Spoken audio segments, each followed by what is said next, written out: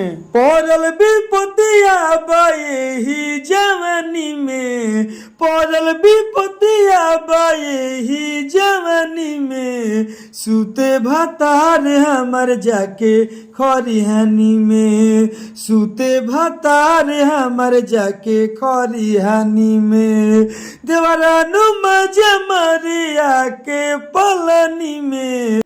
का हाल है सिंगर भाई लोग, ठीक है? बहुत दिन के बाद हम वीडियो ला रहे हैं यूट्यूब पर। सूते भतार हमर जाके खरिहानी में। दोस्तों न्यू ट्रैक, नया अंदाज में बिल्कुल हम ये गाना फ्री में लिखे हैं। आप नए सिंगर हैं तो इस गाने को गा सकते हैं, रिकॉर्डिंग करवा सकते हैं। बिल्कुल हम ये गाना फ्री में लिखे हैं, सूते भतार हमर जाके खरिहानी में। तो चलिए दोस्तों फ्री वाला गाना स्टार्ट करते हैं। पूरा वीडियो को फुल देखिएगा। चैनल पर नए हैं सब्सक्राइब कर दीजिए, लाइक कर दीजिए। मेरा नाम जान लीजिए, मेरा नाम है राइटर राजा सिंघानिया। चलिए विशेष कुछ बोलेंगे नहीं, पहले गाना को डमी सुनाते हैं तब आपको समझाएंगे। स्क्रीन पर देखिए लक्ष्य।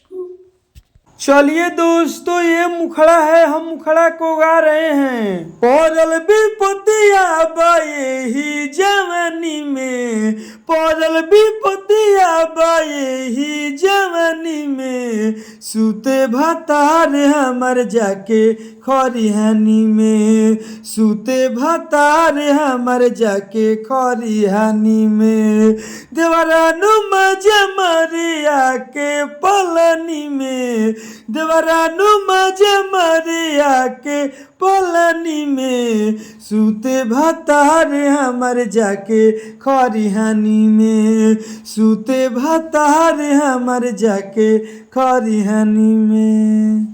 चलिए दोस्तों ये पहिलका अंतरा है, हम पहिलका अंतरा को गा रहे हैं। होवे ड्राइवर पिया कोरेले किसानी, बुझेले नहीं मेहर के परेशानी।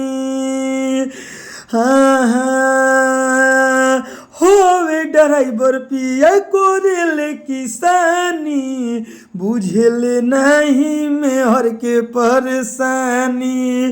कबू न घोरी अवश्य रहस पलानी में, कबू न घोरी अवश्य रहस पलानी में, सूते भतार हमर जाके खरिहानी में, सूते भतार हमर जाके खरिहानी में, देवरानु मजा मरिया के पलानी में, देवरानु मजा मरिया के पलानी में, सूते भतार हमर जाके खरिहानी में, सूते भतार हमर जाके खरिहानी में। चलिए दोस्तों ये दूसरा का अंतरा है, हम दूसरा का अंतरा को गा रहे हैं। सोइया से अच्छा के और देवरे तो कोरेला, भाभी भाभी कोई एक को रवे में धरेला। हाँ हाँ सोइया से अच्छा के और देवरे तो कोरेला, भाभी भाभी कोई के को रवे में धरेला। राजा सिंघनिया पुनित बाड़े ओहानी में। दोस्तों जहाँ राजा सिंघनिया पुनीत लिखा हुआ है तो खैर राजा सिंघनिया तो मेरा नाम है, लेकिन जो पुनीत जी का नाम लिए हैं ना, तो फाइनली पुनीत भाई ने कमेंट बॉक्स में कमेंट किए थे कि राजा भैया गाना में मेरा नाम डालिएगा पुनीति।